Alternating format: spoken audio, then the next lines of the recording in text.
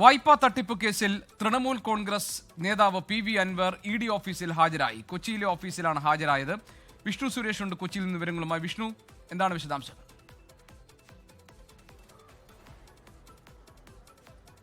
നേരത്തെ ഈ കേസുമായി ബന്ധപ്പെട്ട് ED അൻവറിന്റെ വീട്ടിലടക്കം പരിശോധന നടത്തുകയും അവിടെ നിർണായക രേഖകൾ പിടിച്ചെടുക്കുകയും ചെയ്തിരുന്നു. അതിന് പിന്നാലെയാണ് ചോദ്യം ചെയ്യലിന് ഹാജരാകണമെന്നാവശ്യപ്പെട്ട അൻവറിന് നോട്ടീസ് നൽകിയത്. KFCയിൽ നിന്ന് 12 കോടി രൂപ വായ്പ എടുക്കുകയും പിന്നീട് അത് തിരിച്ചടക്കാത്ത സാഹചര്യം ഉണ്ടായി. 22 കോടിയായി അത് പിന്നീട് മാറുന്ന കാഴ്ച കണ്ടു. അതിനുശേഷമാണ് പല ഘട്ടങ്ങളിലും വിശദീകരണവുമായി ബന്ധപ്പെട്ട് എങ്ങനെ ഇത്ര തുക വർദ്ധിച്ചു എന്നുള്ള കാര്യങ്ങളൊക്കെ പലതവണ ആവശ്യപ്പെട്ടെങ്കിലും അതുമായി ബന്ധപ്പെട്ടൊരു മറുപടി നൽകാൻ അദ്ദേഹം തയ്യാറായിരുന്നില്ല. ആ പശ്ചാത്തലത്തിലാണ് ഈ കേസിൽ ഇതിൽ ചില ദുരൂഹ പണമിടപാടുകൾ നടന്നിട്ടുണ്ട്, കള്ളപ്പണം വെളുപ്പിക്കലടക്കമുള്ള നടപടികൾ നടന്നിട്ടുണ്ട് എന്ന് EDക്ക് സംശയമുണ്ടാകുകയും അതിന് പിന്നാലെ അൻവറിന്റെ വീട്ടിലടക്കം പരിശോധന നടത്തുകയും ചെയ്തത്.